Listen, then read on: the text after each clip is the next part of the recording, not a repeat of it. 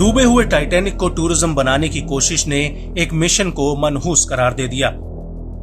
100 साल पहले डूबा जहाज एक बार फिर 5 जिंदगियों का जिम्मेदार माना गया।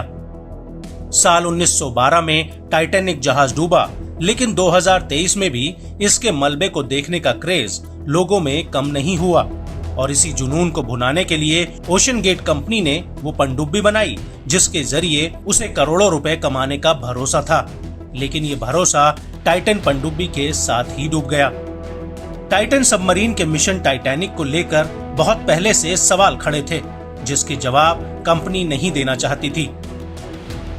बड़ा सवाल ये था कि क्या टाइटन सबमरीन 4000 मीटर की गहराई में टिक पाएगी।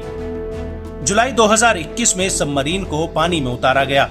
पहली कोशिश बेकार रही और सबमरीन पानी की सतह पर आ गई। इसके बाद साल 2022 में फिर सबमरीन को पानी में उतारा गया, लेकिन इस बार प्रयास सफल रहा और किस्मत अच्छी रही कि यात्री सुरक्षित वापस लौट आए। लेकिन इस कामयाब कोशिश के बावजूद इस पनडुब्बी में सुरक्षा के लिहाज से कई खामियां थीं। यात्रियों की सुरक्षा को लेकर बड़ा खतरा था, लेकिन कंपनी ने इस ओर ध्यान देने की बजाय टाइटन के सुरक्षित वापस लौटने का जश्न मनाया और फिर जुट गई अगले मिशन के लिए। लेकिन सच्चाई ये थी, मिशन से पहले कोई लूपहोल रह गया था। पनडुब्बी में सवारी से पहले हर यात्री से दस्तावेज साइन करवा लिए गए। 2.5 करोड़ के किराए वाली पनडुब्बी से 18 जून को टूरिस्ट टाइटैनिक के लिए रवाना हुए, लेकिन 1 घंटा 45 मिनट बाद ही टाइटैन अटलांटिक महासागर में लापता हो गई। इसमें एक पायलट और 4 पैसेंजर सवार थे, जिसमें ओशन गेट कंपनी के सीईओ स्कॉटन रश, फ्रांसीसी pilot Paul Henry Nargeolet, Britain के अरबपति कारोबारी हामिश हार्डिंग और पाकिस्तान के बिजनेसमैन शहजाद दाऊद अपने बेटे के साथ मौजूद थे। पनडुब्बी को ढूंढने के लिए बचाव दल ने दिन रात एक किया, क्योंकि पनडुब्बी में अब कुछ ही घंटे की ऑक्सीजन बची थी।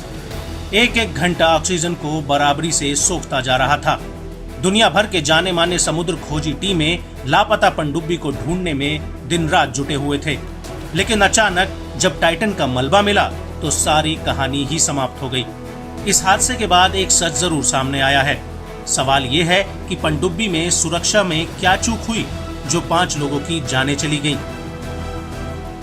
सबमरीन में सवार पर्यटकों की सुरक्षा के साथ समझौता क्यों किया गया। ओशन गेट कंपनी को लेकर जो बड़ी बात सामने आई है वो ये है कि टाइटैन असल में कभी सुरक्षित थी ही नहीं। ये ठीक वैसी ही खतरनाक थी जैसे किसी को तैरना ना आता हो और उसे समुद्र में फेंक दिया जाए।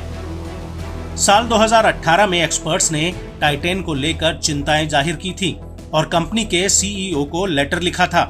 इसका सबसे बड़ा प्रमाण अमेरिकी कोर्ट के दस्तावेजों में है, जिसके मुताबिक ओशन गेट ने साल 2018 में उस पनडुब्बी विशेषज्ञ को नौकरी से निकाल दिया था जिसने पनडुब्बी की सुरक्षा को लेकर सवाल उठाए थे। स्कॉटलैंड के पनडुब्बी विशेषज्ञ डेविड लॉकरिज ने साल 2017 में ओशन गेट में नौकरी शुरू की। उन्होंने पनडुब्बी में खामियों को लेकर चेतावनी दी थी, जिसे साफ तौर पर कंपनी ने नजरअंदाज कर दिया। इसके बाद डेविड ने इस पर जब रिपोर्ट लिखी तो कंपनी ने उन्हें प्राइवेट डेटा पब्लिक करने के नाम पर निकाल दिया। इस पूरे वाकये से ये समझ आता है कि ओशन गेट ने कहीं न कहीं यात्रियों की सुरक्षा के साथ समझौता किया। बड़ा नाम और पैसा बनाने के चक्कर में कंपनी पनडुब्बी बनाने के उन मानकों को भूल गई जिससे उसमें सवार पर्यटकों की सेफ्टी तय होती है। कहीं न कहीं अब इसे ओशन गेट की बड़ी भूल और लापरवाही माना जा रहा है। अब देखना ये होगा कि 5 लोगों की मौत की जिम्मेदार ओशन गेट कंपनी पर क्या एक्शन होता है।